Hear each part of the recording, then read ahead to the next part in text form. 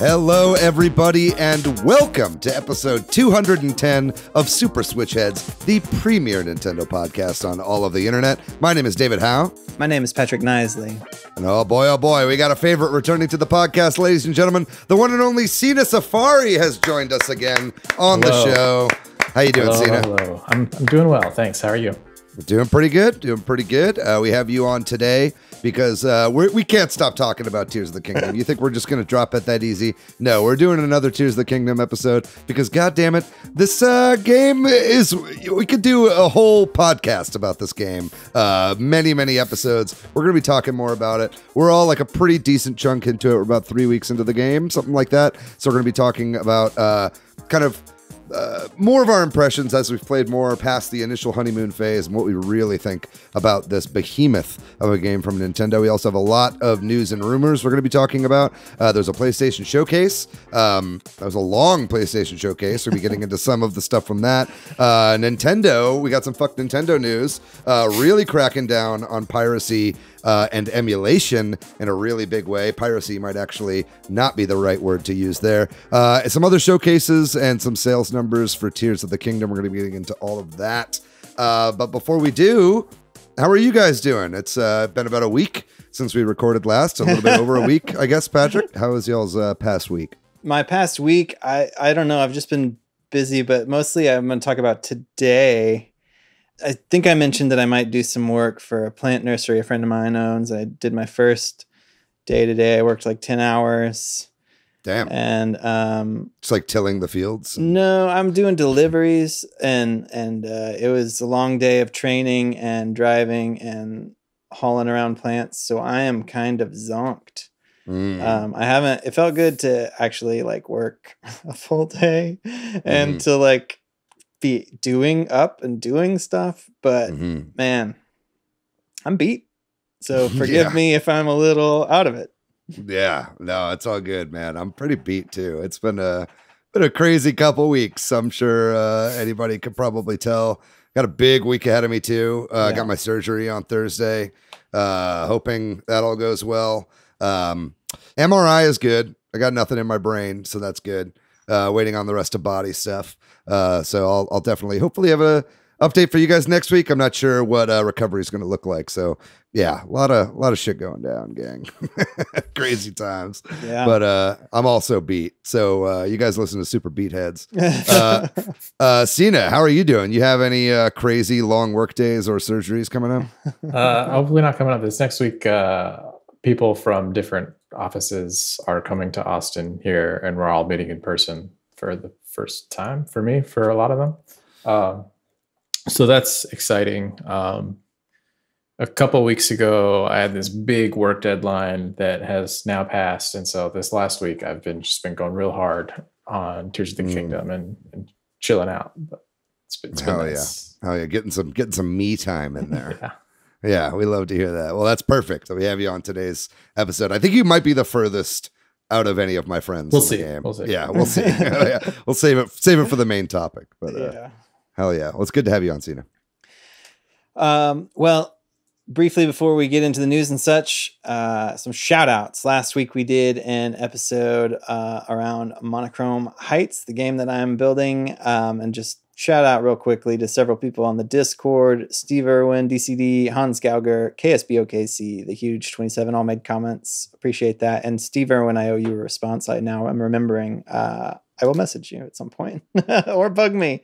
Hell yeah.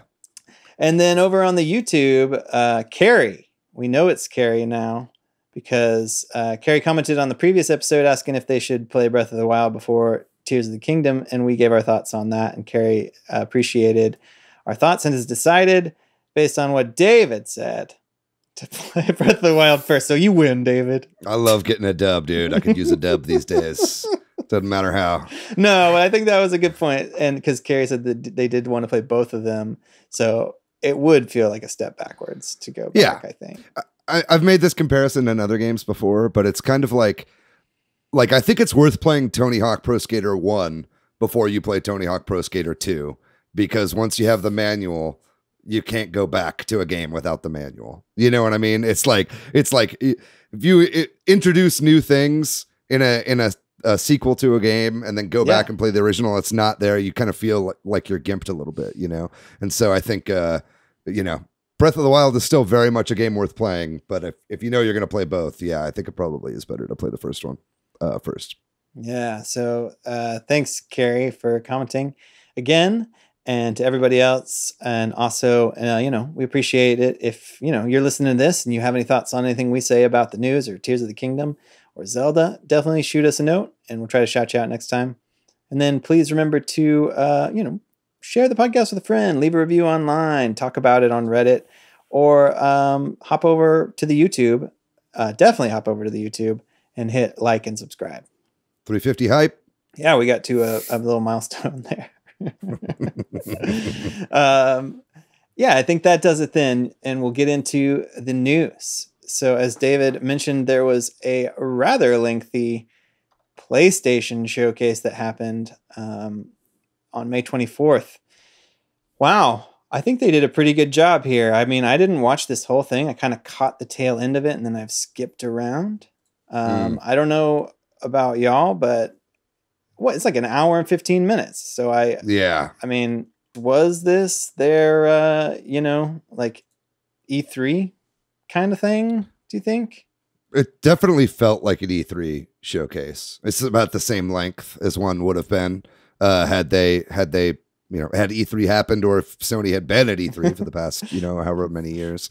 Kind of hard to say now that so many have been off, but yeah, I mean, it was definitely okay. There weren't like a ton of bombshells personally for me. And again, it's like, I don't know that the PlayStation first party or even like a lot of the games that they showed are like games that I'm that interested in. You know, like I know a lot of people really excited about Helldivers and thought that game looked really cool. I could take or leave a game like that. You know, that's not really a game for me personally. Spider-Man, you know, looking good, but I didn't really have too much interest in the Spider-Man games when they were out earlier. I know people really love those games though, so I know people are excited. But yeah, I mean, it was okay. I mean, at least they have games, unlike Microsoft right now, and you know, Nintendo's kind of sitting pretty on Tears of the Kingdom hype. So it's good to see Sony still doing their shit, I guess.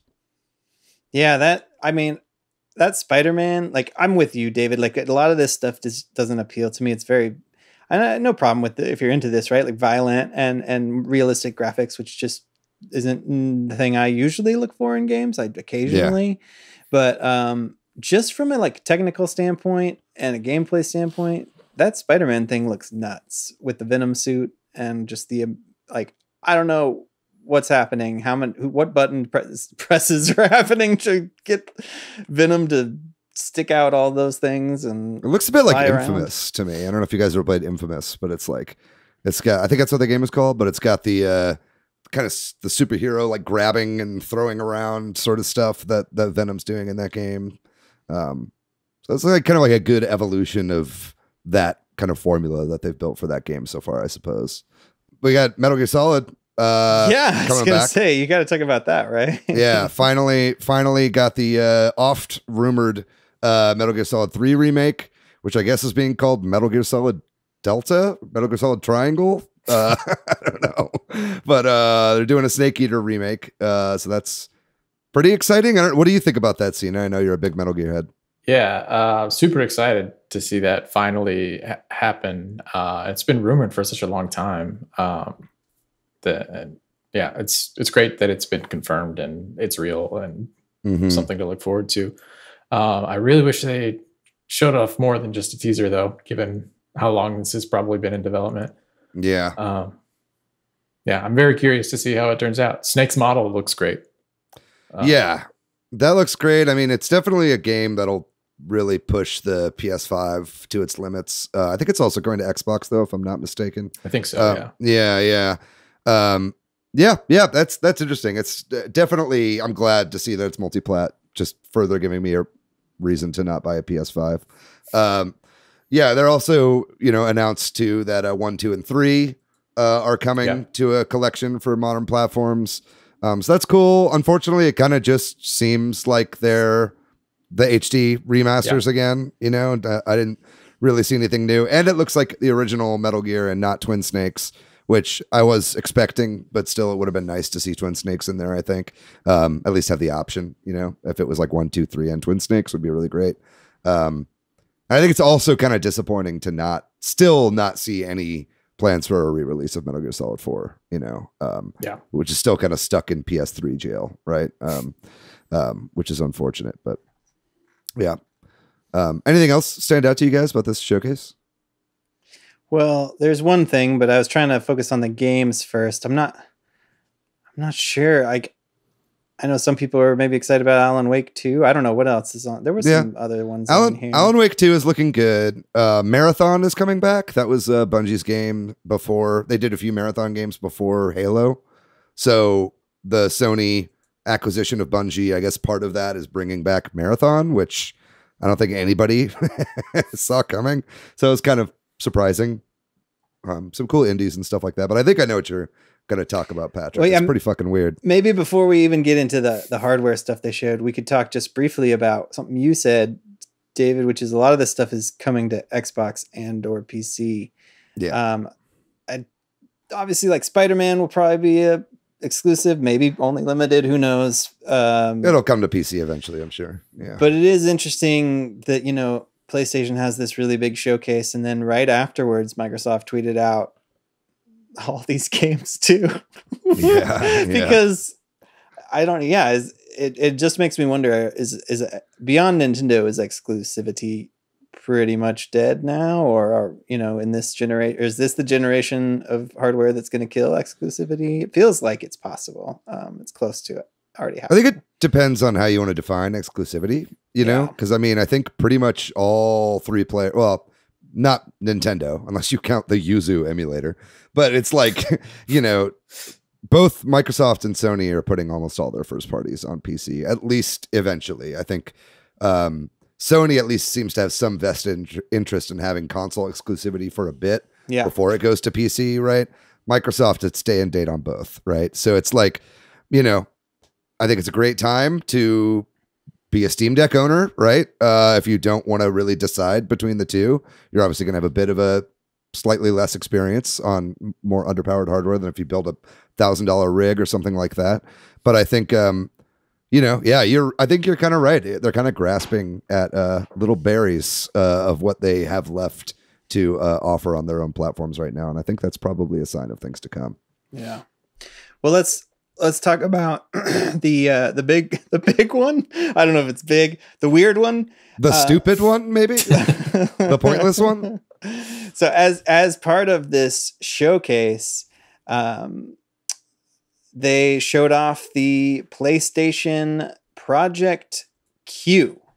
The rumored thing that we've been hearing about, this weird streaming handheld that's not quite a handheld, right? Like, I don't know, because you have to have a PlayStation 5 and you have to own the games on PlayStation 5. And you have to probably be within some sort of range of it for the remote. It's basically just a remote player, right? I don't really get it. Funky looking split controller.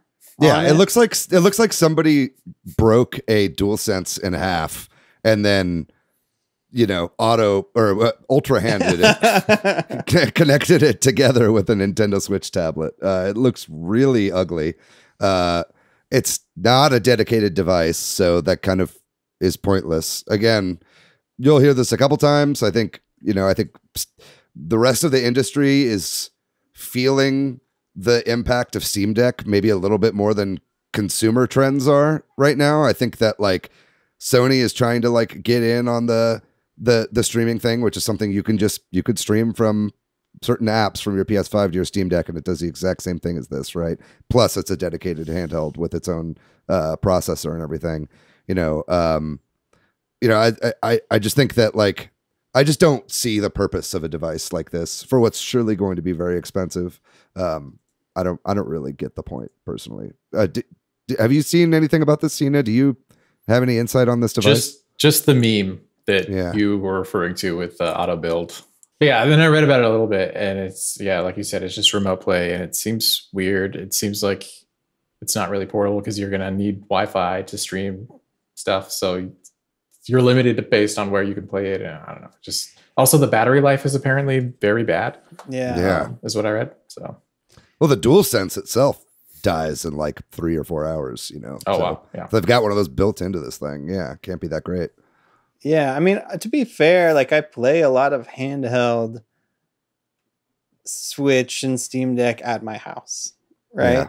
So Same. I can see, you know, a use case for this. Right. But it just doesn't seem like it's going to be widely adopted and then it's going to be a failure because of that. Right. Like, no, this thing looks like a fucking paperweight, man. Like, I mean, I think Sony's kind of batting out with peripherals right now. You know, I think PSVR 2 was not a hit at all. I don't think a lot of people have been picking it up, and I don't expect a lot more will. I think this thing is dead in the water. I don't know who's going to buy their earbuds. Oh yeah, they also showed those off. Yeah, except for the Sony diehards. So I think they just need to nut up. I think they, like, you know, for lack of a better term, I think it's like, bro, like people want dedicated handhelds. You know, that's why the Switch is doing well. You know, they don't want a streaming device. You know what is it? The ROG Ally or whatever came out recently, and that's getting really good buzz, and it's actually competitively priced for Steam Deck. I think, you know, that's where people want to go with all these kind of like cheap Chinese handheld alternatives. I think, you know, if they really want to get that market back again, they're going to need to make, you know, a Vita 2 or whatever at this point, right? But who knows if they're even in that business. We'll talk about it once we know the price, because that's going to be a big factor, but I can't imagine it's going to be affordable. So we'll see. Yeah. Now on to the news around Nintendo, and we'll start with what they've been doing on the 3DS. You know, a couple of fuck Nintendo things, like David said. First up, they have pushed an update for the 3DS. You know, after pulling the eShops and such, now you can't hack your 3DS or some methods of hacking, right? I don't know. Maybe there's still some things you can do, but this update essentially prevents some of that. I don't know. I kind of get both sides of all these things, right? But this and the next news thing, it's shades of gray. They have the right to do this. I understand why they do it. It's just Nintendo not making games available and then fighting against people that are trying to play their games is what it feels like, right? Yeah. I mean, you know, they killed it. They killed the eShop. I'm sure as the eShop closed, 3DS hacking went through the roof, right? You know, like, I know I did. Like, pretty much as soon as they closed it, it was like, okay, well, now what can I do with this thing, right? You know, I felt no moral qualms about you know, using pirate shops or whatever to download games that are no longer available for purchase. You know, I think Nintendo certainly seems to have a bit of that Disney Vault approach to things, where they're like, if we keep things out of the public, they raise in value, or at least cultural value, and then when we bring them back, there's a lot of desire for it. I think that's misguided. Personally, I think that, you know, when the 3DS eShop closed, you know, I downloaded some games on there that were no longer available. If they released Switch versions of those games, I'd probably pick them up for the convenience of having them on the Switch. You know what I mean? As long as, you know, it wasn't something that I had a huge vested interest in keeping my save from the 3DS or whatever, right? But it's like, you know, I don't think you have to hold on to this stuff for a long time in order to garner interest and value for it. And if anything, I think that just decreases people's attention spans, right? So, you know, I think you're right. They're within their rights to do this. And it's like, if you already have a hack 3DS, you're good. You know what I mean? And I'm sure tomorrow there will be new methods of getting to the firmware, right? But yeah, it's definitely a bit of a slap in the face to people who have supported them for a long time and then finally decided to dip their toes into the hacking scene. Yeah. Well, why don't we just talk about the other one so that we can kind of rope that in to this discussion too, which is that the Dolphin emulator was going to be, it wasn't already on Steam, right? A new release was going to go up on Steam, if I'm correct about this. It was listed for release, yeah. And Nintendo has, requested that Valve take it down, DMCA as it's called. And of course, understandably, Valve agrees because, they don't want to get in a legal fight over something like this. And again, Nintendo is within their legal rights to do this. You can, and I'm sure we will, argue about the ethical aspect of it, because once again, many of the games that you could play on a Dolphin emulator, which is what, the Wii, or is it Wii and GameCube? Wii and GameCube. Many of those games are not available for purchase, right? Most aren't. A handful, Nintendo has put deluxe versions on the Switch or what have you. But other than that, if you want to play those games, there's no way to do it.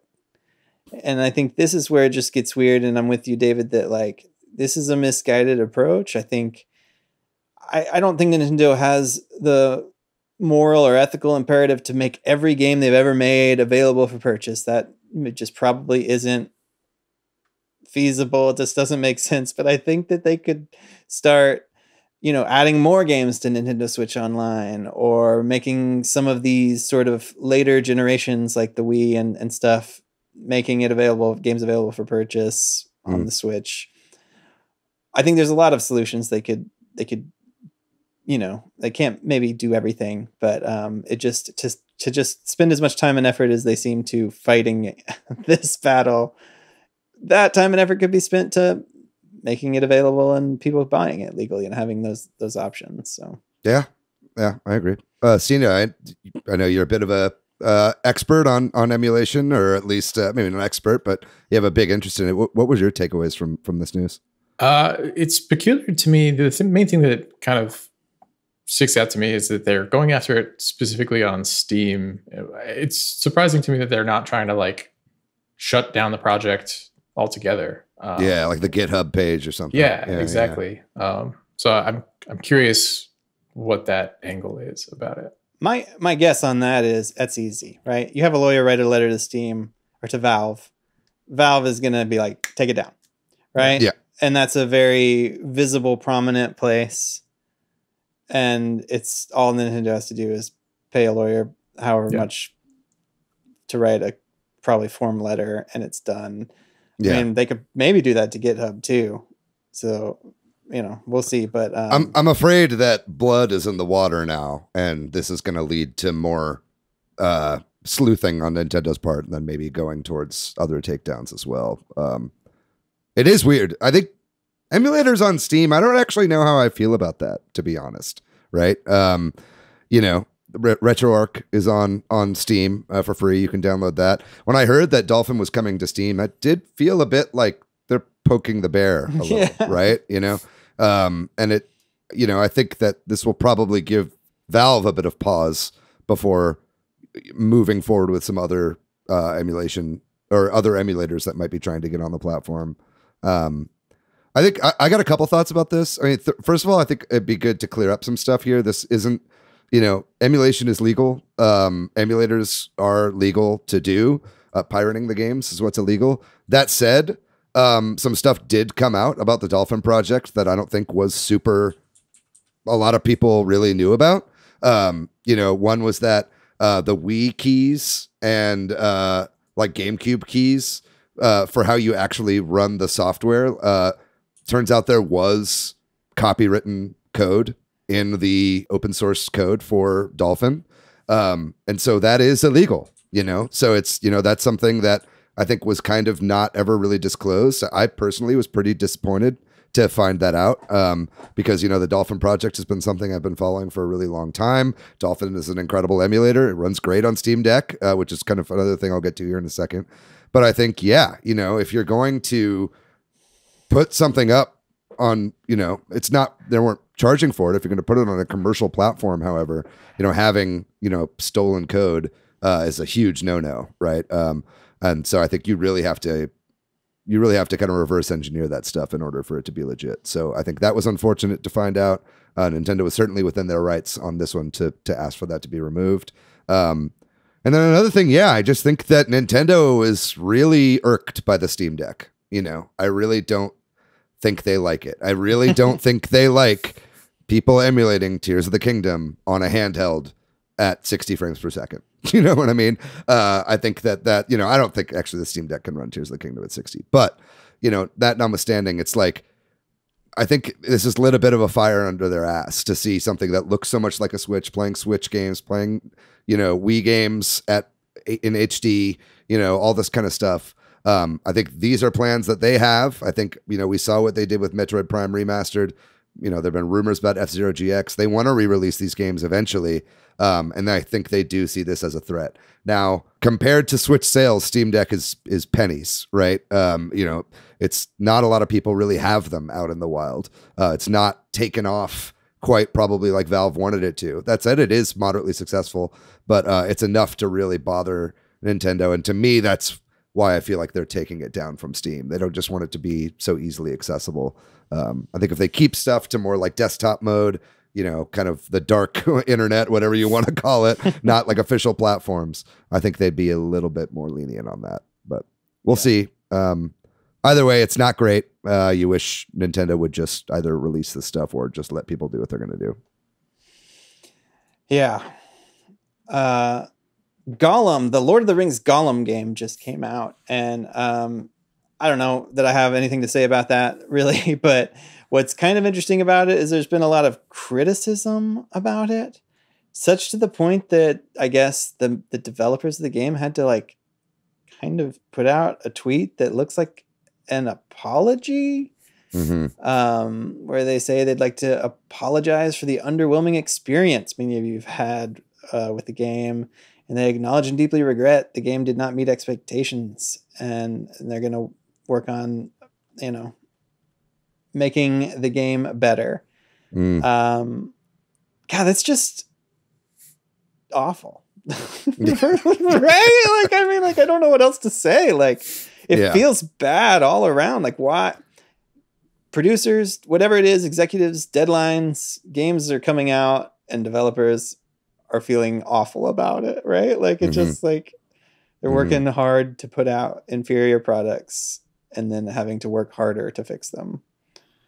And then having to like kowtow to disappointed gamers with apology images is just kind of, it's like, it's bro, sad. just be quiet. You're like, you don't have to, you know, like, well, a friend of the show, Aaron Sanfilippo from Flip Fly Games, he's doing Whisker Squadron. He made Race the Sun, been on the show before. He put out a tweet recently being like, I don't think that developers should have to apologize for releasing a game that is not up to people's standards, and then just got eviscerated in the replies on Twitter from entitled gamers. I mean, it's nobody wants to see a bad game. It sounds like this game is just bad, right? And that sucks, right? I'm sure a lot of people put a lot of work into it, but I think like putting out like a "I'm sorry" like tweet doesn't make it any better. It just kind of makes you look stupid. I think. I don't know what you guys think about that. No, I mean, I don't know if I have like 100% line up with you, but generally I agree, right? It feels bad to read this. It's just like, somebody had to write this. Yeah. What the morale that, you know what I mean? Like, it just like they already were going to have to patch and do their best to fix it, right? Like, but now they also have to be like, sorry. Yeah. Streisand effect in full effect. Yeah. Now people are talking about how they're just shining more light on the fact that the game is bad. And people who wouldn't care either way are now like, oh, that's a bad game. Yeah. Only because they apologize. Yep. I actually just rewatched the Lord of the Rings trilogy this past weekend, and it just was a bit of happenstance that had happened around the release of this game. But I was kind of hoping this game would be good, but you know, it seems like it's one to avoid. I know those devs are making another Lord of the Rings game next, is their next game. So we'll see if the response to this has any impact on that. But the Embracer Group acquisition of the Lord of the Rings franchise is not going so well so far. Well, a couple quick things. We'll move through these quickly. I just wanted to mention, this is non-Switch related stuff, but big games coming out soon. This was mentioned in the PlayStation Showcase too, but Street Fighter 6 is coming out this week, I think. That's a big fighting game, obviously. I might check this game out. I've been curious about it. game that's getting a lot of buzz, obviously, a big game that's not coming out this week, but I think next weekend, June something, early June, is Diablo 4. I just keep hearing people talking about this. So I know that game's going to be a big launch. I will see if they have to issue an apology. I don't think so, because it's been in beta and people have been happy. But people have been happy with it. Yeah. It's got Hot Ones promo for the Hot Ones Hot Wings show. They're really promoting it. Yeah, so it's got some buzz. Definitely gonna. Yeah, definitely. If you get on Hot Ones, you know you've made it. But I'm sure we'll hear more about those games as they come out. And then there was a showcase from Marvelous, the developers, and make a lot of RPGs and are well known for things like Story of Seasons and Rune Factory. Speaking of which, they both showed off new games in those franchises in this showcase. They also were making that Fashion Dreamer show that showed up in a Nintendo Direct maybe even the last Nintendo Direct. I can't keep track of all these things. So if that's up your alley, you should definitely go check out the Marvelous showcase that happened. I think that this is also just sort of what we're going to see over the next couple months. So developers making their own little showcases like this. It's that time of year. It's that time of year, and this is the way it is now, where it's all hodgepodge. Sound a little more excited about that, Patrick. I'm not excited about it because it's like I'm not gonna watch a 30-minute Marvelous. I didn't watch it. I skimmed it. You know what I mean? I didn't watch the whole PlayStation thing, and I might have if they were all happening in one day. I might have been like, "Ooh, Marvelous! I'll watch this." Yeah, let's see who wins today, or just to have that focus. But they kind of come and go. Anyway. Not last up, but moving on before we get to some Zelda stuff, is that GDQ is happening, right? Started a couple days ago, going for the next few days. So that's always a fun time to watch the speedrunning event, games done quick. Happens twice a year. This is the summer one, right? Is this one that they call Awesome? No, this is summer. This is the one they call Summer. Yeah, the Awesome one's in January or something like that? Yeah, I'm actually a little miffed. I thought it started this upcoming weekend. I didn't realize that it was already going. It's already underway. So I got some catch up to do. I love me some SGDQ. There you go. And then before we move on to our main topic, we're going to talk about Zelda then and now. And the fact is the game has just been doing well in sales. We don't have official numbers beyond what Nintendo said after 3 days, I think it was, that it sold 10 million worldwide. But there has been chart data based out of the UK and based out of Japan that you can kind of go through, and it's continued to be high up on the charts in those regions that you can get that information. And unsurprisingly, I think like the like Japanese charts are like all Switch games right now. Which again, it's having a big moment right now with this game being so big, and Breath of the Wild, I'm sure, is getting is up there too, right? In all these sales. in the UK sales charts, both Tears of the Kingdom and Breath of the Wild are in the top 10 right now. So man, if it goes to show the legs that Breath of the Wild has had, man, that it's continuing to sell even while the arguably superior game is also out. I mean, I think, Carrie, who exactly, earlier it was like, do I play both? I think it's got a lot of people picking up that first game again. So great time to be Nintendo, unless you're being a petty bitch about emulation. Do either of y'all know what the total sales numbers for Breath of the Wild are at this point? Oh, that's a good question. It's just about 30 million copies, I believe. Yeah, look at just under 30 million as of March 2023. I bet that's over 30 million now. Yeah. So with that in mind, do you think Tears of the Kingdom will, having sold 10 million in 3 days, will pass it? I do. Yeah, for sure. Yeah. I think it will. I think this game has even more hype, if that's possible, than the first one did. It is the fastest selling first party Nintendo game ever. That was reported as well. I think it's even more memeable than the first one. Oh yeah. It's got a lot more crossover appeal than the first game had, and the first one was already by and large the highest selling Zelda game in the series. I anticipate this to sell more copies for sure, and for a long time. Well, I think that does it then for our news segment.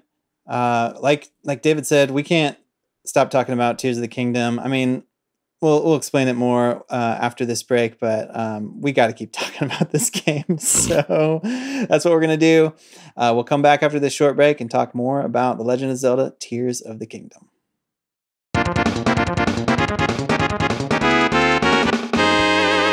Well, we are back, and we are once again talking about The Legend of Zelda Tears of the Kingdom. When we did our episode on it, it was sort of a first early impressions episode like we like to do right after a big first party game comes out. But a game like this, man, it's exploding. People are still talking about it. It's also just a massive game that I feel like some of the things I said on that episode we did are dumb now. And or they're, you know what I mean? Like, are I would love to go through a list of those, Patrick. We will now list out all the dumb things I've ever said. Probably be a lot. No, but you know what I mean? Like, where I was like, oh, there's more than one capsule machine or whatever. Like, just like the stuff that this game's so massive. I mean, there's abilities, all kinds of stuff that happens in this game that I feel like it warrants us talking about now that we've all played it for a few weeks. Obviously, we're going to be getting into some spoilers. So, like, if you haven't played this game, you know, I think you could listen to our other episode, but maybe not so much this one, right? Like, depending, I mean, depending on what you want to, how clean you want to go in. I personally would, I know me personally, I'm not that far in the story, right? Like actually going through and doing the beats of the main quest. I still haven't done a lot of stuff, right?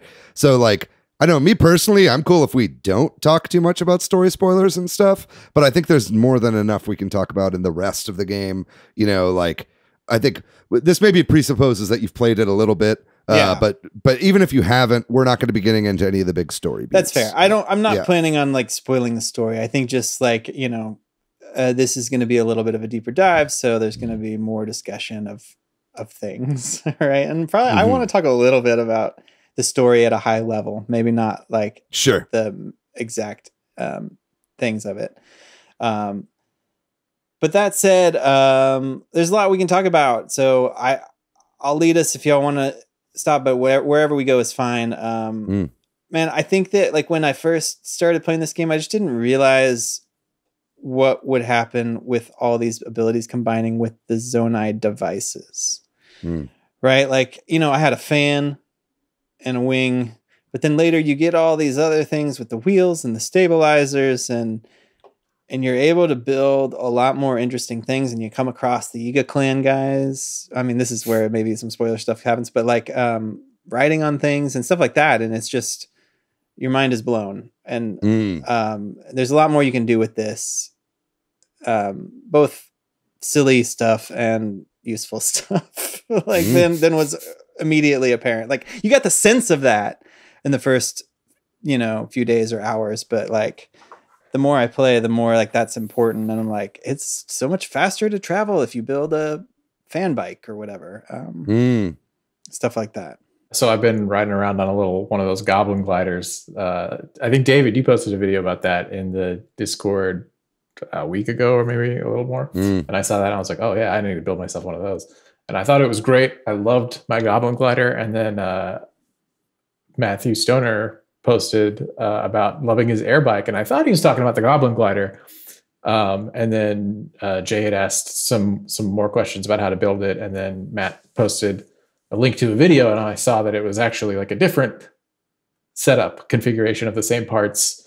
So I built one of those, and it is so nice to fly around on that little air bike. I love it so much. I got that in my favorites for sure. And the auto build. Yeah. It's like, it's nice to get around with it. And even since then, I think there have been like, even like cheaper alternatives, right? Like I know, like for instance, I love that we're just jumping right into the nitty gritty of like the best builds you can do in this game. But it's like, I know like using Korok leaves is super light. It like pretty much like you can use that as structural parts of bikes and use even less fans. You know what I mean? Like, I think you can make one with like, basically like you use like a sword to kind of stabilize in the back, and then everything else is just leaves, and it's like super cheap and takes up like no energy as you're flying around. Like shit like that is pretty crazy. I saw one today that's just it's 3 pieces. It's a stabilizer, a small wheel, and then the steering stick attached to the left, and it just speeds across the ground and like takes up no energy like as you're going. And it's like, man, stuff like that is just making horses completely obsolete. But you do have to do some grinding, right? I mean, like in order to really get this done, you really have to go like mine a lot of zonite like in the depths, which fortunately is pretty fun in and of itself, I think. Yeah, that's something I wanted to talk about too, is that this game, I feel like a lot more so than Breath of the Wild, is very grind heavy. And we could talk about this in a bit, but like the item duplication glitch that has now been patched, from my experience, has been like crucial to my enjoyment of this game because otherwise it'd just be like so grindy. Yeah, there's like you know, there's so many different currencies in this game, right? Yeah. It's like you use rupees to buy stuff. That's like the classic currency. But then you've got zonai charges, which you need to grind out in order to get capsules, right? Then you've got, you know, zonite that you then turn into processed zonite, which then you then turn into charges for your battery, like permanent battery upgrades.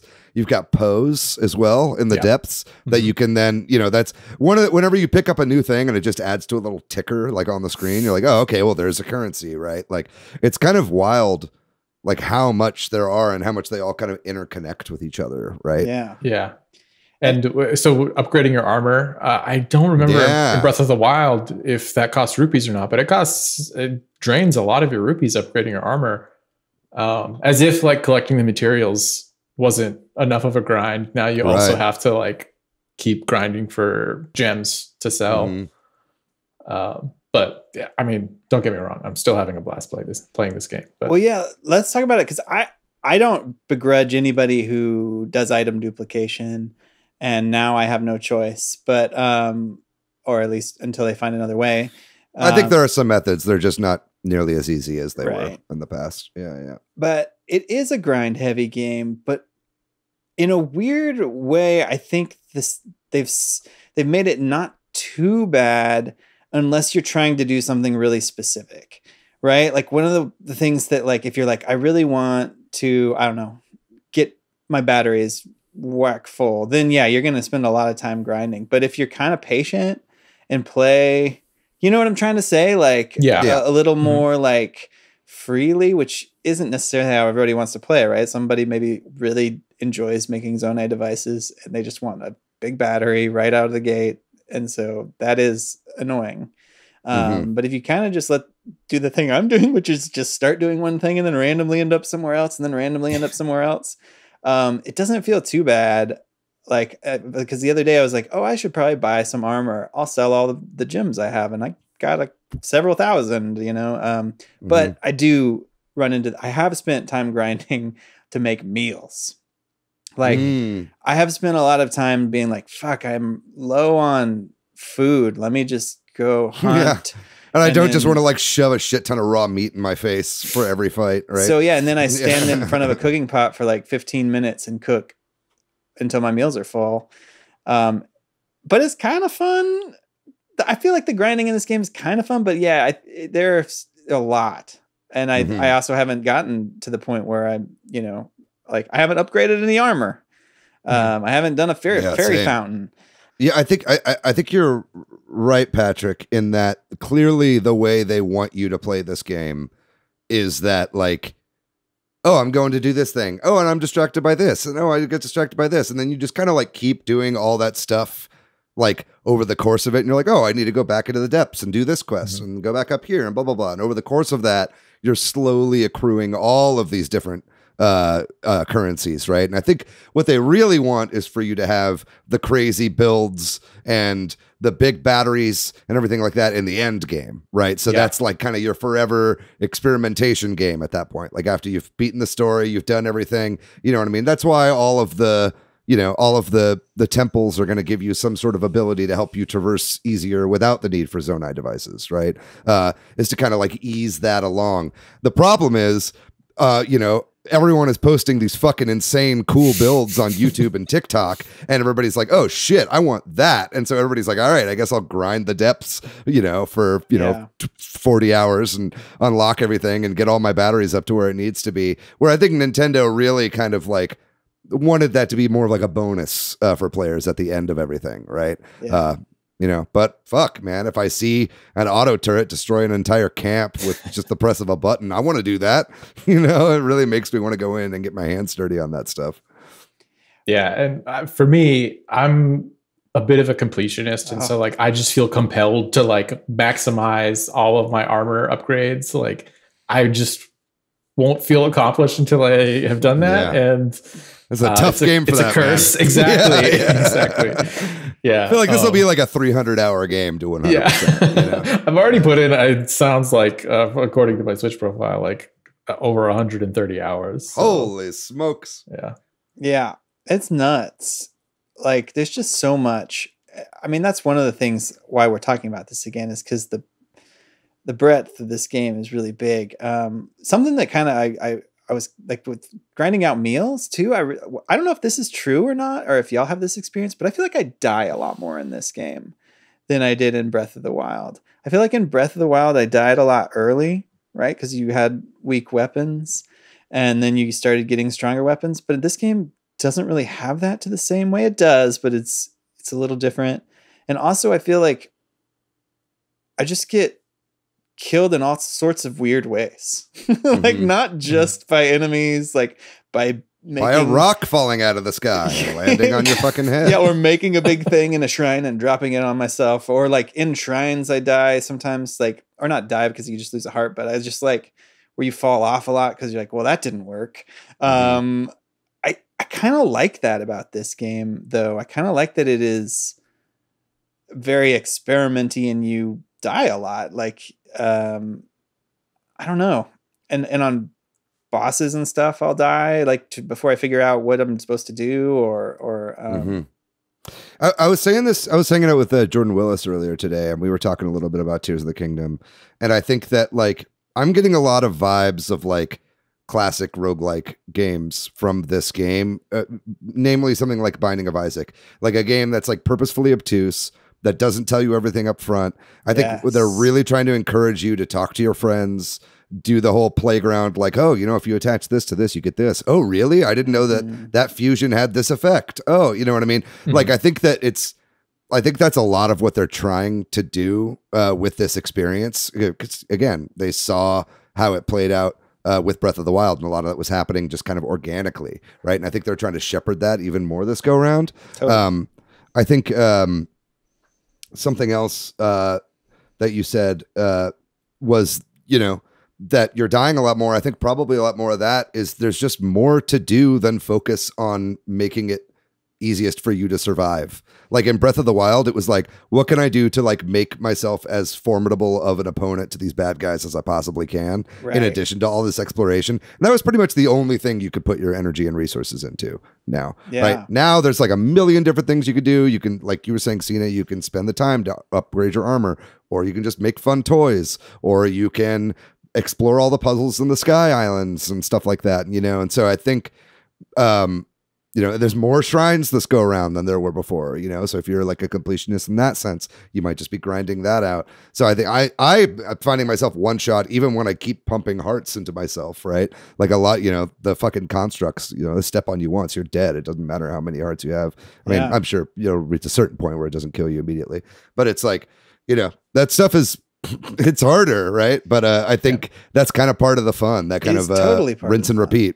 Yeah. And the enemies just have random shit. Sometimes you're like, that fucking guy's shooting me with a fucking fire, whatever, you weren't expecting. Anyway, Cina, you were going to say something. Sorry. Yeah, I was just going to say, compared to Breath of the Wild, there's just a lot more enemy variety this time around. And I think like the enemies, the new ones, a lot of them are harder and more powerful. And so that probably contributes a lot to dying more. Unless you're those like winged guys who go down in one hit that are everywhere, that are like huge and look scary, but they go down with your weakest bow. Yeah, the Aracudas. And Yeah. I will definitely come across new enemies like I just recently did because I finally made it out to the desert. And yes, there's just new enemies everywhere, right? And then occasionally you're like, I don't know what to do to this guy. Or some of the Bokoblins have like armor now. And like they have a yellow bar. You got 30 different kinds of fucking likes. And those are always a pain in a good way though, right? Like and there's a lot more enemies, and that makes it there's a lot more experimentation and that kind of thing. I think my least favorite way I've died so far is I was fighting a like. It was a rock like. So I was like using recall to like send the rocks back at him, and finally broke the thing. And for some reason it was in like a really tight space, and I was just getting the shit walloped out of me. I get down, I'm on my last like quarter or half of a heart. And then I kill him finally, and then the chest falls from his mouth and hits me in the head and kills me. Nice. Yeah, I was so frustrated. This is just an anecdotal, and I could be completely wrong, but I do wonder too if there are attacks that just take you down to a quarter of a heart, like that enemies have, because that happens to me all the time. Where like all of a sudden I'll get hit and now I'm barely alive. I wonder if there are some hits that are like, you know what I mean? Like max damage kind of things. Yeah, probably. I bet there's a whole bunch of crazy stuff under the hood in this game that's going on. Like it'd be really, really interesting to take a peek at like values and stuff like that for a lot of the characters. Yeah. You know, like how much damage does it do when you drop a box from the sky on another box? You know, like why is it half of the time when I drop a box on another box with Ultra Hand in order to save some weapons, like half the times it breaks and half the times it doesn't? What's going on there? You know, like actually seeing some of the like calculations in this would be really fascinating. Yeah, I think the angle affects how much damage the box takes when it falls, or if it hits anything on the way down. Yeah, exactly. Stuff like that is pretty fascinating. It's wild. Yeah, it's wild that all that is just part of the engine. And like when I'm fighting either in the depths or in the sky, especially when you're fighting an enemy and you want their weapon because you're low on weapons, and then you send them flying off the edge and you're like, oh, well. Sometimes I'll try. I'm like, I got to kill this guy, but I got to angle him a little bit more. Oh, no, he fell off. Dude, water is the best. You throw any enemy into the water, they die, and their shit just floats, and you can grab their shit afterwards, you know? Yeah. Have either of y'all gotten the Rito Temple finished and gotten that ability? Yes. I think I know what you're gonna say. Yeah. I accidentally trigger that ability at the like worst times, and he just like blows all of my spoils away off of the cliff or something, and I'm just like, no. I've went into the pause menu and I turn off the bird. Was it Tulin? Tulin, yeah, Tulin. I'll turn him off because I drop 5 large Zonai charges in, and I don't want those blown off the fucking edge. You know what I mean? Because that's happened to me one too many times, and I'm not letting that happen again. Well, that's like, this is potential spoiler territory for just one moment here, but like the sages, right? Like when you beat these temples, you get these characters with these abilities that can follow you around, like Tulin, like we're talking about. First, after I got the second one, I was like, can you only have one out at a time? No, you can have all of them out, and it is pretty chaotic. Because you're accidentally mashing A and who knows what is happening. But also it's kind of nice to have them out because they attack. And another small spoiler here, but Yunabo, ooh, he's strong. I like him. Is that the Goron? Yeah. I haven't gotten him yet, but I've heard that he's the one to get. Yeah. I've heard that he's awesome. Well, talking about that, like I won't spoil this, but I think there's a lot of things I still want to talk about. But I think that one thing this game does really well too is a gameplay variety. You know, we talked about this, ties into the enemy variety a little bit, and all the things you can do a little bit.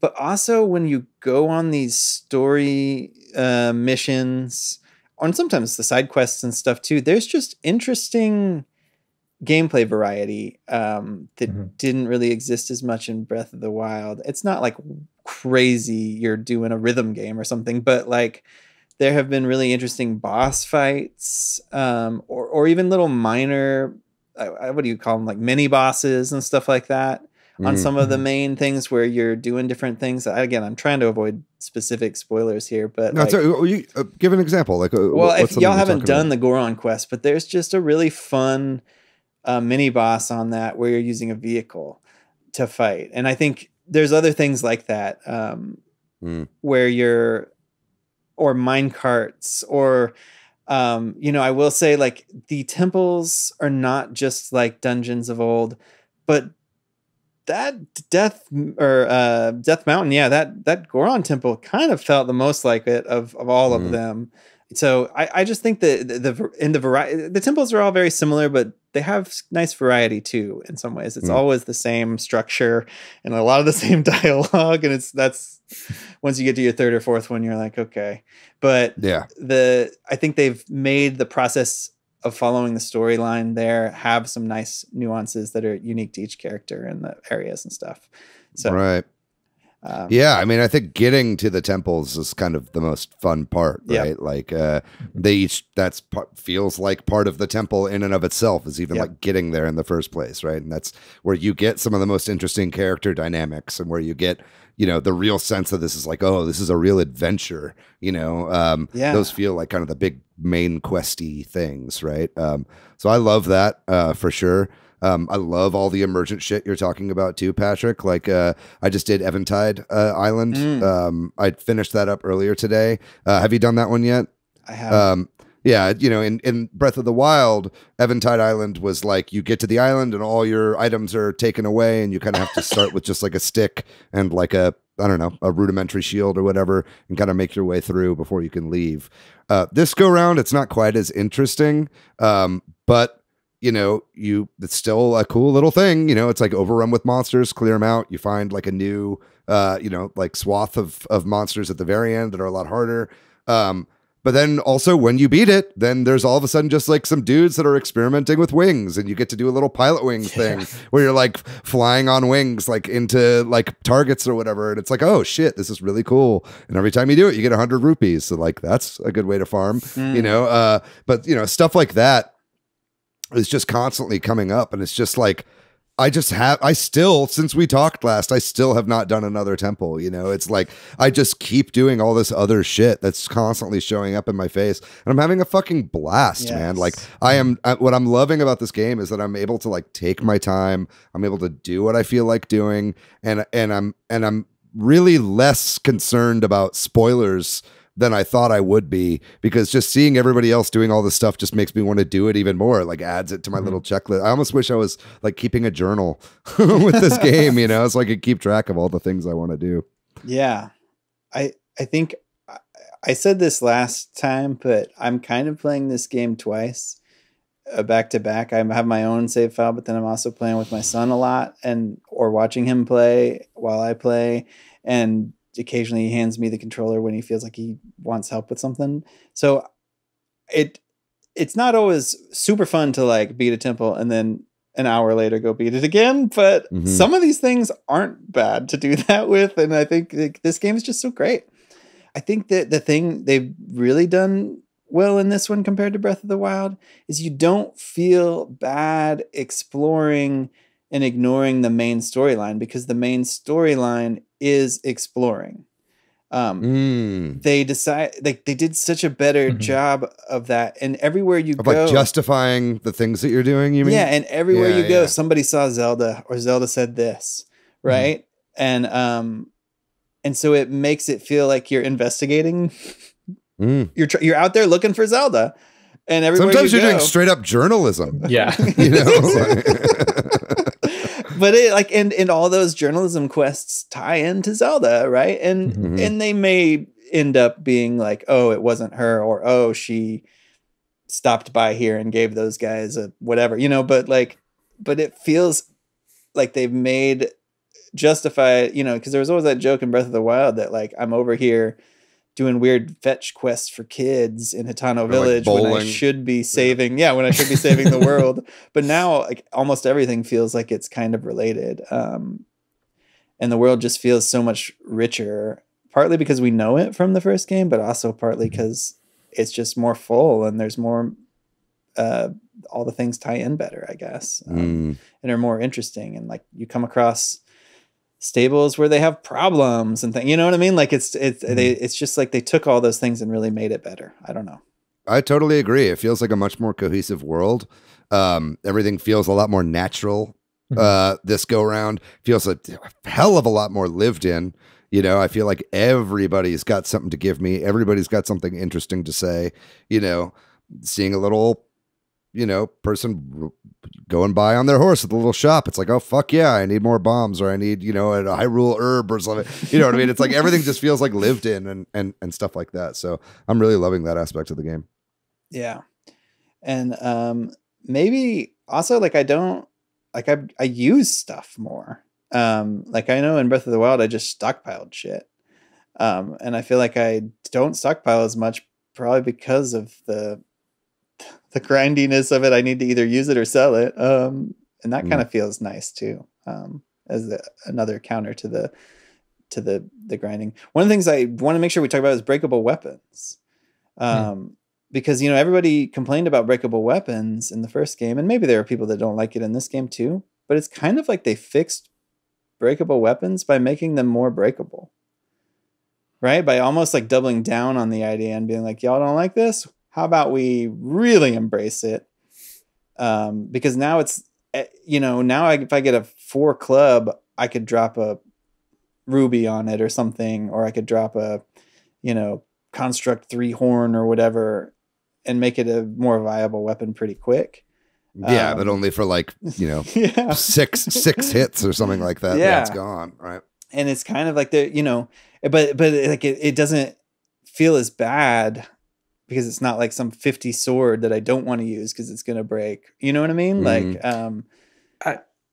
I think you're touching on something, and I'm thinking about it a little bit. It seems like, so the base weapons, the sticks, the all the really basic things that you find all over the place, those are super plentiful.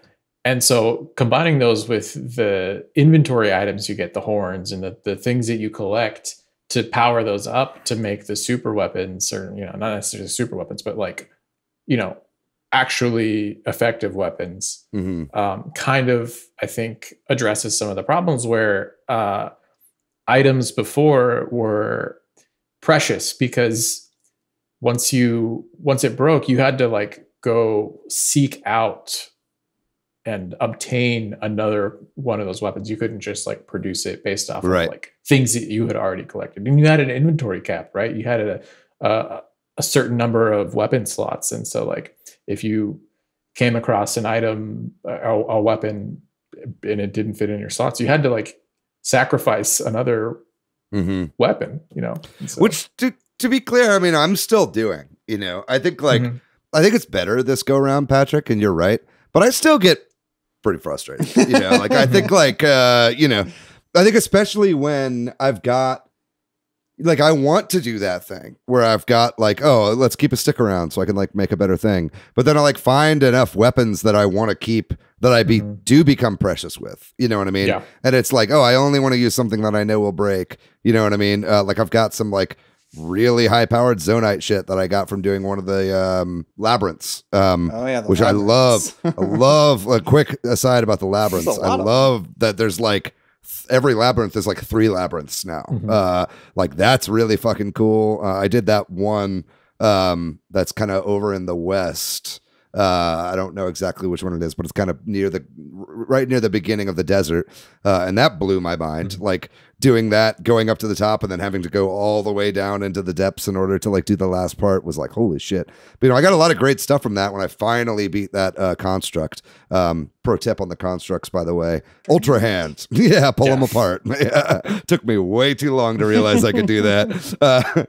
But yeah, you know, it's like, that stuff I like kind of hesitate to use, right? And they're just kind of sitting there taking up spots.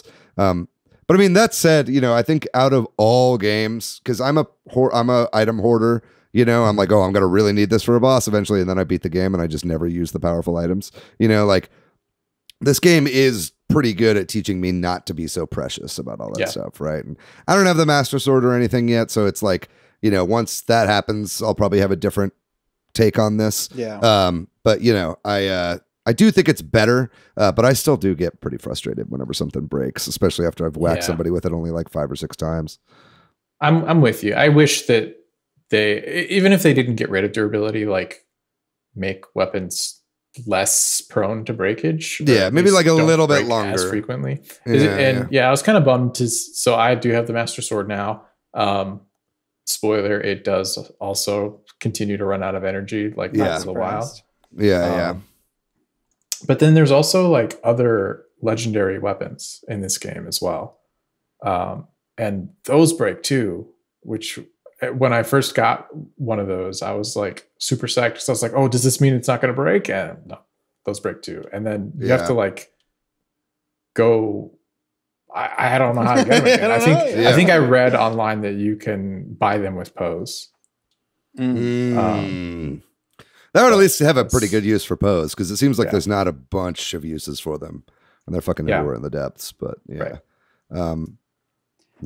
interesting. The giant, amazing weapons aside, but I just feel like what I like, and you obviously can and do disagree, is that like I don't care that things break now. I'm breaking shit left and right. If I'm fighting somebody, I'm expecting 5 of my weapons to break, and I'll pick up any weapons I can. And if they're weak, I'll fuse something to them. That's what I should be doing. Yeah. And it feels fun once I embrace that. You know what I mean? And expect things to break, and just that's a stick. Let's drop. I can't use a stick, but I could. There's a. I just killed that Lizaflos, put his horn on there and go back at it, or whatever. But yeah, I can see because I haven't gotten one of those super powerful ones, that would be a little more frustrating. Yeah. Item duplication trick also comes in handy here for not being precious about weapons. And, I also am breaking weapons left and right because I'll just make got a lot of them. You got a million of them. Yeah. But this is probably not the way the game is intended to be played. But I don't care because I'll play it. There's a lot of ways in which, NVC just did an episode kind of based around this, but it's like there's a lot of ways in which the game like lets you cheat. Right.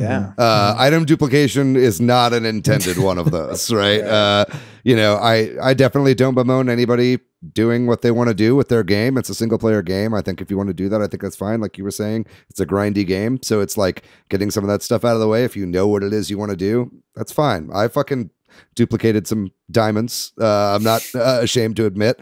I haven't duplicated much else. I kind of do want to do mainly what the developers intended here, but fuck, I'll get a leg up on some rupees. I don't really give a shit. But I'm not going to attach a diamond to one of my weapons though. I mean, like when I could get 500 rupees for it, like even if it's really powerful, like that's just going to go away. I don't know if that's worth 500 rupees. Right. Yeah. So my son did that kind of stuff gives me some pause. I was like, don't do it. But he did it because he wanted to see what it would do and how strong it was. Yeah. It adds a lot to a weapon, but I don't agree that I don't know that it's worth it when that's one of your major ways to make money. But yeah, it's kind of hard to say. How is Magnus enjoying the building stuff? Yeah, I don't know if I said this before, but just in general, him playing this game has been a delight because like a lot of times we play a bigger game like this, it'll end up being me that plays it, and now we're fighting for the controller on his account, because occasionally he'll be like, can you just beat this boss or this bad guy for me? And then I'm playing and he's like, give me it back. And I'm like, well, I'm having fun over, you know what I mean? Like, so, but to answer your exact question, like, I think it's been a lot of fun. I think that's another thing. This game is, kids his age, my son's age, are used to like building things in games, and so like he took to that and he's very interested in that. I just taught him about the air bike, and he's excited to try that because he's out in the desert and kind of can need something like that, or you don't need it, but it would be helpful.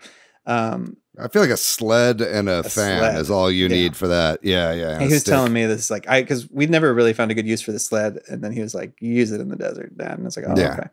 Yeah. But yeah, the building stuff's been a lot of fun. He likes to make stuff that's not always practical, and big cars and stuff, and then drive them around. it does kind of make me think there should have been some big flat area somewhere. You know what I mean? Because like it's fun to make cars, but then he'll drive them and run into trees. It's just like I don't know. They added all these areas. Maybe they could have made it. They kind of did in Terrytown with that car area, but it's not quite the same. What I'm talking about. It'd be nice if there was some like big pit or something that you could just like drive cars around in. Yeah, something in the sky, maybe. Right? You can just kind of like. Although, how would you get your shit up there? Yeah. Because that's you talked about this, David. I think you can have a little criticism of this game, and it's somewhat fixed by the ability to the new ability. Why can't I think of the name of it? Where you remember auto build. Thank you, Cina. But where you build something and then a blood moon happens, or a save, or you die, or you go over there, or it falls off a cliff or whatever.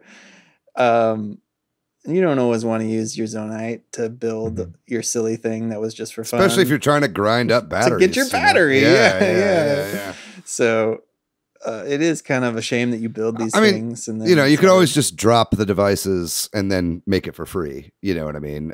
Which is the way that I end up doing it a lot of the time. It's like, I think more than anything, you just want to have a shit ton of Zonite devices or Zonite devices on you at all times, right? Like make sure you have a fuck ton of fans. Make sure you have a fuck ton of rockets. Like those are going to be some of your most important things to keep around, right? So you could just drop them, open up the schematic, and build it right away, right? Ton of portable pots. Yeah. Apparently, a good hack I saw on getting more out of your like wings, like or like a device. If you're going, drop a pot on your thing. Drop a portable pot on whatever device that you're flying when you've run out of battery, and then over the course of you cooking, it's still recharging battery as you're going. So if you're like still in midair, you just like cook some food, get that out of the way, and then like by the time you're done, your battery is fully charged again, and you can like keep flying wherever you're trying to go. There's a lot of little hacks like that. I think we're gonna discover a lot more shit coming up. Wow. Yeah. I think we will. Right. Like we're talking about like the best like you were already saying, David, they've even found ways lighter, less Zonite costs, like the more and more of that stuff. So I think like one of the reasons that the air bike was kind of touted as being way superior to any other kind of device you can build to fly around with, like using the wing, is that the wing has very like limited flight time, and then it just vanishes, just poofs out of the air. I was flying around the depths for like an hour last night on the air bike, and either the fans or the steering stick, I don't know which one, it finally died after like an hour. But I was surprised to see that also, like those weird. Have limited lifespans as well. Interesting. It's just super long. Yeah. That's fascinating. Yeah, maybe we could talk a little bit about the depths. We've talked a little bit about it. Cina, I just saw you cleared the depths, or at least I mapped it all out. You've mapped it all out. It seems like a Herculean task. That's what, 120 light routes or something like that, right? Not thanks to my air bike. The air bike makes it easy, huh? Yeah, but I mean, I know like a lot of the fun of the depths for me, it has been like doing the stuff in the dark, right? Like there's a lot of the mood of like slowly lighting up stuff as you go, making your way there, following the statues and stuff like that. Were you doing stuff like kind of the intended way, or were you just like hoofing it to light routes every single time? So for the first like half or more, I was definitely like chucking a bright bloom seed and then running, and I was definitely doing it the hard way. And then when I learned about how to build the goblin glider, that made it a lot easier. And then I would just throw a bright bloom seed on my vehicle, like on the front of it. Yeah. And then just like fly around and just go from light route to light route. And then so that helped a bit. And so I probably did a good amount, probably another like quarter of them that way. And then the thing about the goblin glider is that like it kind of has to be positioned just so for you to be able to get onto it. Like if you're on a slight incline, it has to be like flipped around the right way, so it's leaning backwards or instead of forwards or something. Mm. So and it would flip every time you landed. It would like flip over, and so you would have to reorient it. So it's like I would save a lot of time on the air bike because you could just hop on and land Right. safely and hop off. So that just like made it even faster for me. Yeah. To burn through those last like 30 light routes. Mm. What do we think about the depths? I mean, it kind of feels like the Zelda devs just like added a Dark Souls game to Breath of the Wild, right? Like, because I mean, the depths are a lot harder. You know, it's like the enemies are tougher. The gloom is tough. You know, it's harder to get around. It's definitely like more gothic down there, and you know, a lot scarier. You know, obviously that's a huge part of this game and a huge addition to the world. Are you enjoying that as much as you're enjoying the surface or the sky, or like, what are your thoughts on kind of the above and below ground that they've added to Hyrule? Yeah, so for me, the depths were awesome. That like early on, I was just taken by the depths and spent most of my early game period just like trying to explore the depths as much as I could because it was so much fun. And that's when I was doing things the hard way and like, you know, really taking my time and trying to, you know, light up as much as I could. And it was also like early game, so I was weak. And so I was just getting like one-shotted by any enemy that I would see. So it would take a long time. And it's like, I already didn't have many hearts because I was jacking up my stamina so I could climb things in the depths. So yeah, I loved the depths. After a while, it doesn't feel quite as varied as the surface just because Definitely. Like, you know, the surface, you have different towns and you have like different environments, whereas the depths are all kind of homogenous. What's nice about the depths though, is that there's a lot of hidden treasure. And so, you know, it's cool to be excited about what next like piece of armor you're going to find or, you know, what you'll come across. You get those in like the mines a lot, right? Like when you find a mine, there'll usually be a chest with some structure of it or something like that. Yeah, exactly. Or like you'll find an old map up in the sky or something like that, and it'll mark a spot in the depths that you haven't gone to yet. And so it's the journey there that is a lot of fun. You know, trying to make your way through terrain in the dark, trying to get to where this X was a lot of fun for me. What about you, Patrick? You enjoying the depths? Yeah, I think I agree. I haven't gotten every light route or even near close. Yeah, I think about like maybe 10%. Yeah, I think I have maybe 10, give or take. But I agree with Cina's point that like I think it's really engrossing, but it's not super varied. There is some variation, right? And like I found one depths entrance, which obviously probably Cina's found, but like where you know, you kind of fall in and there's just tons of enemies in a little fortress kind of area, for example, and that felt a little different and varied, and it was kind of a fun challenge to take them all out and stuff like that. But yeah, it is kind of the same everywhere. And the sky is a little bit that way too, where like, you know, there's often a spinning thing and a launcher to get, you know what I mean? And a capsule machine and a shrine where you have to bring the rock back. In each area of the sky.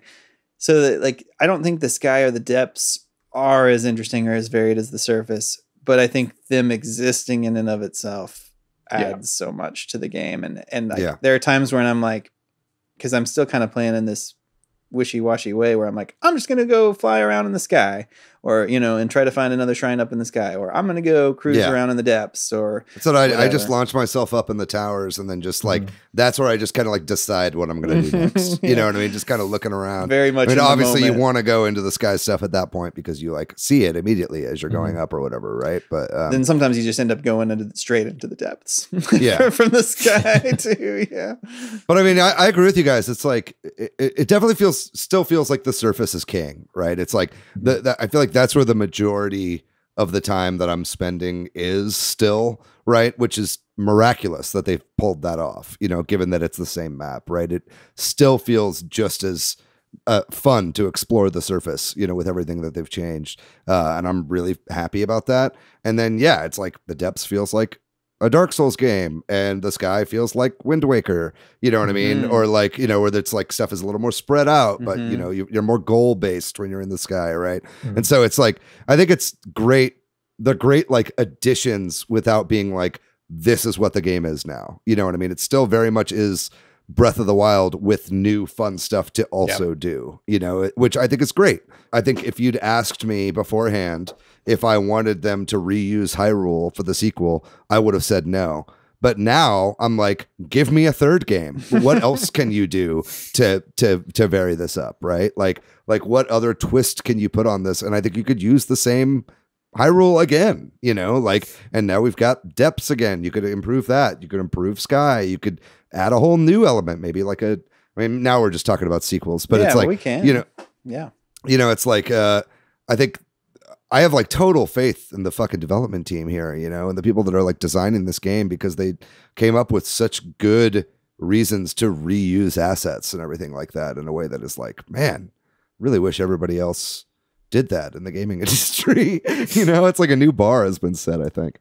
Well, yeah. And we should wrap this up soon, but there is so much to talk about. Maybe we can talk about the future kind of briefly, and also some final thoughts about it. Like, I think what you just said is like, this game is so polished and so great.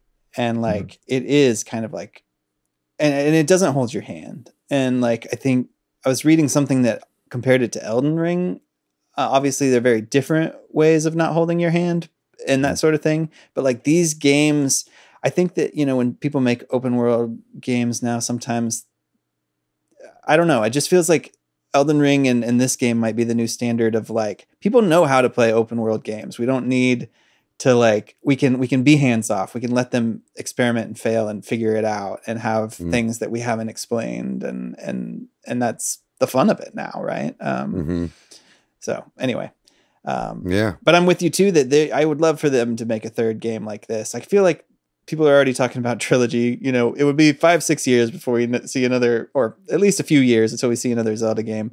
But totally, I think that they could do all the things you just said, as well as like a Dark World version of it, or like expand the map a little bit, give us another continent or something, or like a how about co-op? Oh, that would be even multiplayer. Multiplayer, yeah. I think that's how you spice up the next one, right? Like have it be, you know, servers people can jump into and fucking work together to do stuff. Like how cool would that be, man? Yeah, that'd be cool. Cina, do you want to see a third one? Or are you? Is it too soon? Too soon for me. I mean, we're getting greedy here. Yeah. This game, I think, like raised the bar so much. I'm not so certain. Think there's much more like room to go up from here. I'm a little. I would have said that. I said the same thing before before same. Yeah, I mean, you know? Again, yeah, I agree with you.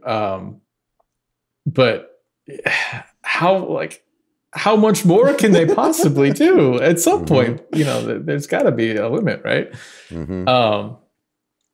Yeah, and I don't know. I feel like, you know, we're reaching the end of Switch's life. We'll see what the next hardware iteration looks like, and if they'll use that as an opportunity to kind of refresh the formula a bit. The other thing that I've been thinking about is I feel like Eiji Aonuma is getting kind of older, right? And he's probably going to pass the baton on to a younger director.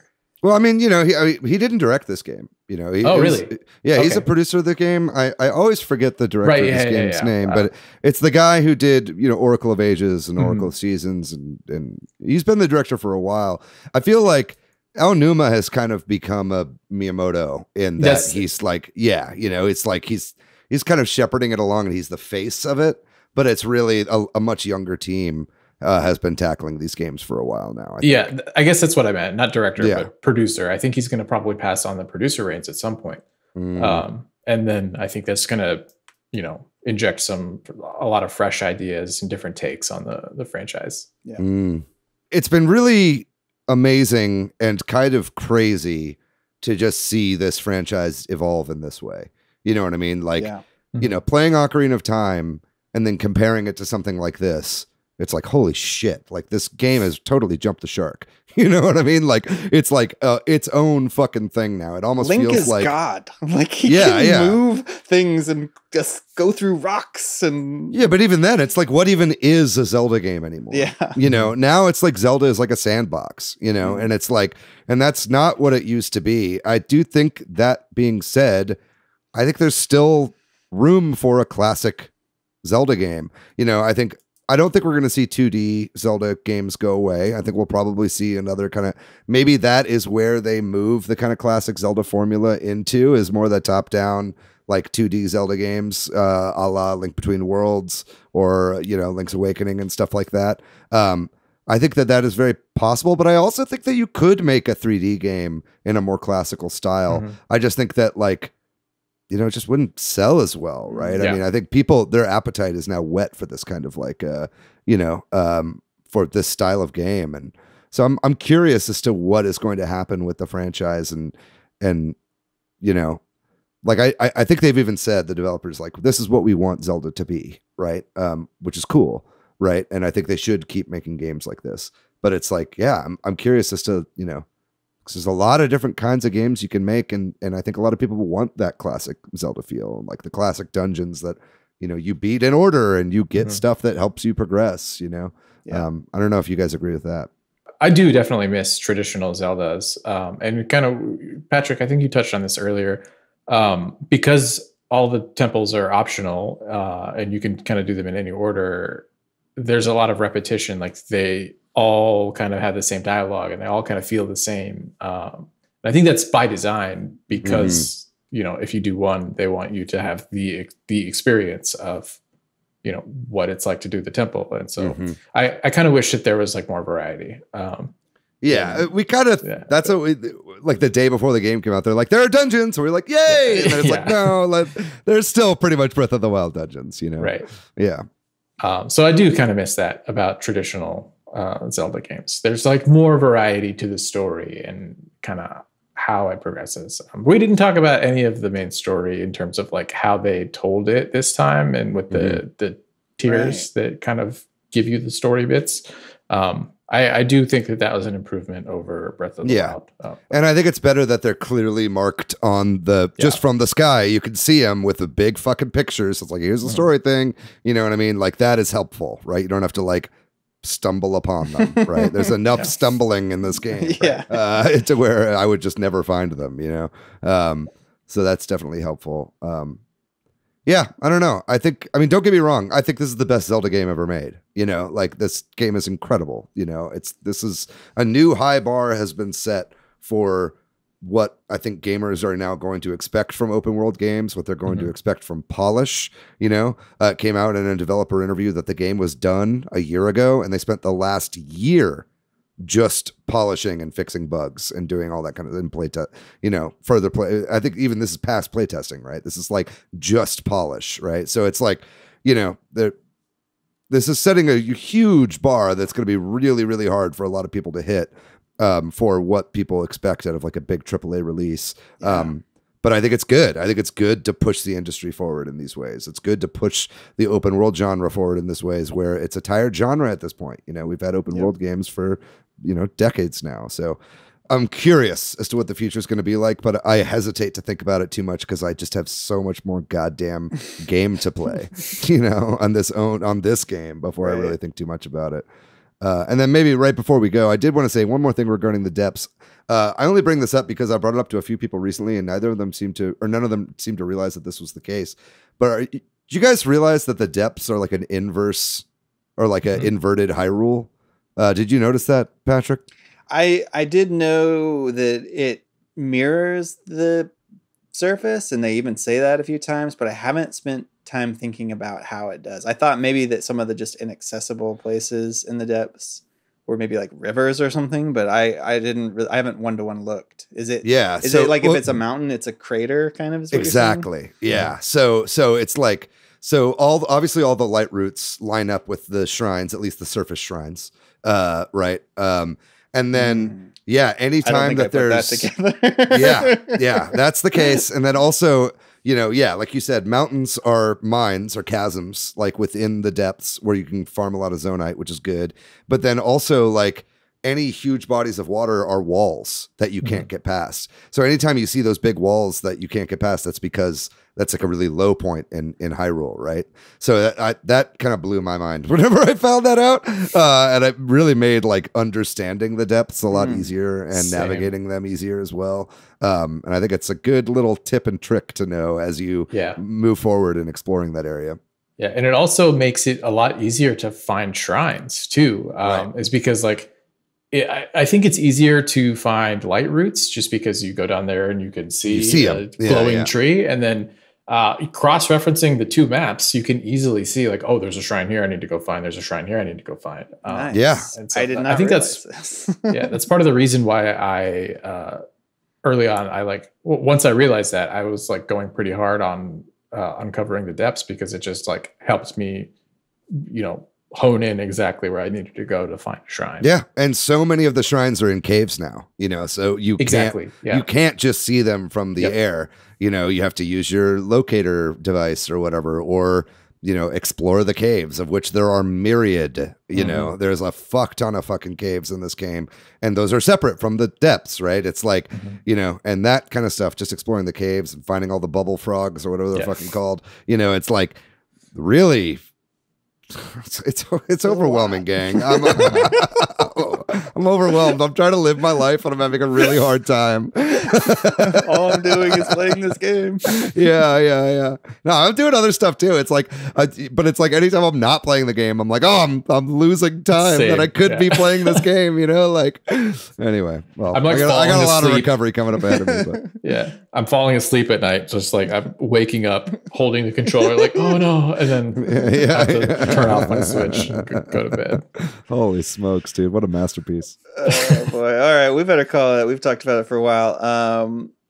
So that's gonna do it for this week's discussion of the Legend of Zelda Tears. I'm sure we'll do it. I'm sure we'll do another one at some point. But yeah, if you're out there listening and you heard something, definitely you want to comment on, definitely shoot us a note and we'll give you a shout out next time. But with that, we'll end our discussion on The Legend of Zelda Tears of the Kingdom. We'll take a short break, and when we come back, we'll talk about the games we've been playing recently. So the only game that I have played other than Zelda really is a game called Battle Kid Fortress of Peril. I got a review copy to play for Boss Rush Network, and I reviewed it on Boss Rush Network, and that review is up now, so I can talk about it.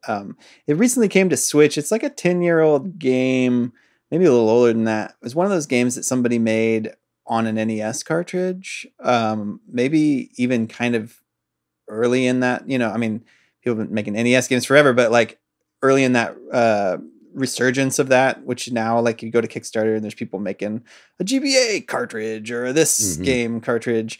But anyway, it's very much like an old NES game in good and bad ways. I found it a bit frustrating. I played mostly on normal. There is easier difficulties, and honestly, I would recommend those if you're going to play it and you're not a glutton for punishment, because it has checkpoints and they're decently fair. But, you still have to get to them, and that can be frustrating to do over and over on the harder settings. But it's a NES style modern game, but very heavily influenced by NES games without, I'm kind of just spoiled by Celeste. Anytime there's like a platforming section where I die, I just want to start at the beginning of that screen. Yeah. Or relatively close. But that's really the only thing I've played recently. Very good. Yeah, I'll go next. I've been mostly playing Tears of the Kingdom, obviously, but I did take a little bit of time to pick up some new games. One such game was a game that I kickstarted a while ago called Protodroid Delta. Just came out this past weekend. I have not, admittedly, put a ton of time into it. I will say I'm a bit disappointed that I didn't back it on Steam. I mean, at the time, I didn't have a Steam Deck when I kickstarted this game. I'm playing it on Switch right now, and it really definitely has a bit of issues running and looking pretty. I kind of wish this was a game I had on Steam Deck, but I'm really glad to see it out anyway. I think it ended up being published by Humble Games, so they got some additional funding past the Kickstarter goal that they met on that platform. But yeah, it's kind of like a 3D Mega Man X style run and shoot kind of game. So I'm just really happy for the team there for getting it done, mostly made by one guy named Adam. And so that's been a fun one. I've been dipping my toes into that, but again, it's a little hard to pull me away too much from Tears of the Kingdom at the moment. I picked up a game called Murtop, which is very now this is a game it's like that there's a couple games that I played this week that are like easy to play other than Tears of the Kingdom because they're little short games. Murtop is I'm not sure exactly who the developers are, but it's published by the same people who put out Donut Dodo, which I loved, which is another arcade style game. And this is kind of a combination between like Dig Dug and Bomberman, where it's like you're kind of digging through the dirt to kill enemies, but you're also dropping bombs behind you as you're going. And this is a fun game. I haven't quite gotten like the gameplay loop down yet, but it's one where it's like you just kind of try to go for as long as you can, right? And you start over at the beginning, just like a classic arcade game, like a Donkey Kong or something like that, right? So I'm enjoying that one as well. And then lastly, I think other than Tears of the Kingdom, I did pick up many thanks to my friend Malia, who sent me, in addition to some flowers, sent me like a Nintendo Switch gift card, which was really nice this past week. A little ray of sunshine in these dark times. I picked up a Puzzle Bobble Every Bubble. I don't know if you guys have heard of this game, but it's, you might have played back in the day on the N64. It was called Bust-A-Move back then, or maybe Bust-A-Move 2, but in Japan, they've always been known as Puzzle Bobble. It's the Bubble Bobble gang, but it's like a match 3 puzzle game where, the balls are coming down, you have to clear them out. That game's a fucking blast, man. I've been having a really good time. It's got online, it's got a really robust story mode. And then when I was hanging out with Jordan Willis today, we played a lot of verses together. And it turns out Jordan is way better at Puzzle Bobble than I was anticipating because he beat me a lot. But that just makes me want to play even more and get better at the game and then fight him again. But, classic arcade style puzzle games are having a resurgence right now between this and Magical Drop 6 having come out recently. I've just been playing a lot of these games, so I'm really happy that we're getting kind of new entries into these long storied puzzle game franchises. And man, it's a ton of fun. It's a little steep, the price tag right now. I think it's actually retailing for like $40, which, to be honest, if I hadn't gotten that gift card, I probably wouldn't have picked it up right now. But I did, and I'm having a great time. So definitely, there's no rush in order to go out and buy new games at the moment with a behemoth like Tears of the Kingdom. But definitely, if this game goes on sale, it would be a hearty recommendation. As a big fan of Bust-A-Move back in the day, I would recommend Puzzle Bobble Every Bubble. What about you, Cina? You've been playing anything other than Tears of the Kingdom? Or has that been it? I've been playing a lot of Tears of the Kingdom. But before that, I was playing a good bit of Advance Wars 1 and 2 Reboot Camp. And then back in April, before I started Advance Wars, I busted out Breath of the Wild again to finish the DLC, which I never had played. So yeah, I did both of the DLC packs and then finished out all the side quests of Breath of the Wild that I had left undone. Right. And then I stopped playing consciously because I didn't want to spoil my appetite and burnout on, Breath of the Wild, Tears of the Kingdom. It seems you're 130 something hours in that did not end up happening. There's so much new stuff in Tears of the Kingdom to keep it fresh, and I've just been having a blast. Hell yeah, I'm glad to hear that, man. Great fucking games, man. Holy shit. We're eating good. Yeah. Well, I think that does it then for this episode. Thank you, Cina. Thanks so much for coming on and talking with us. And thanks to MilkyWay.co for doing our website. Thanks to Corduroy for doing our music. If you're looking for me, Patrick, online, I am PDYX. I'm pretty much ever on the internet at Monolith Fiji. And what about you, Cina? Where can people find you online? Typically, I'm at 1000 Hertz, like on Twitter. You might find me with my name, just Cina. I'm in the Discord as Cina. Say hello. Hell yeah. Do as the man says. Follow him in those places. If you'd like to find our show on social media, we are at Switch Headz on Twitter, at Super Switch Headz on Instagram and Facebook. We got our website, switchheads.com. And like Cina just said, we got the Discord. Please join us over there on the Discord. It's poppin', man. What a great place to hang out. Everybody is so nice. I was talking to Jordan today. Jordan was like, man, everyone is just so nice in the Discord. Like, you scroll through the Zelda channel. It's just like tons of spoiler tags. Everybody being really conscientious of everybody's playthrough. I just always unhide all those spoiler things myself. But it's nice for people that don't want to be spoiled. So that's really great. Please join us over there. And then we got a Facebook group as well. We'll have links to both of those in the description of this episode. That's going to do it. On our Tears of the Kingdom episode, part 2. I don't know. We've done a lot of Tears of the Kingdom stuff, but man, if any game is worth it, it's this one. Strike while the iron's hot, so to speak, because man, I'm having so much fun with this game, and I just want to talk about it with everybody that I see. Yep. But that's going to do it. We love you guys. We'll be back next week with another great episode. So don't change your dial. Fucking RIP Succession fans. Just finished that show as well today. What a great show. Go check that out. There's stuff outside of gaming as well. There's a whole world of art for you to explore. So go do that too. But other than that, gang, you know the drill. Stay safe out there. Be kind to yourself. Be kind to one another. Let's explore those depths together. Build yourself a bike.